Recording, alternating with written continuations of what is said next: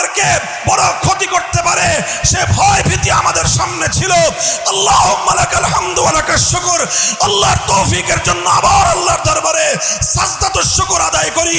সেদিন আমরা হকের ঝান্ডা সমুন্নত রেখেছিলাম, সেদিন আমরা তাওহীদের ঝান্ডা নিয়ে আমরা মাথা উঁচু করে দাঁড়িয়েছিলাম, সেদিন আমরা জালিমের রক্তচক্ষুর সামনে মাথা নত করি নাই।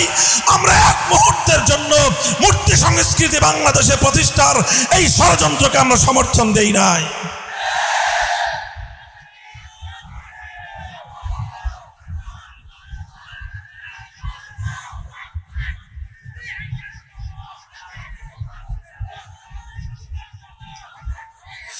এরপর তিনি কি করলেন?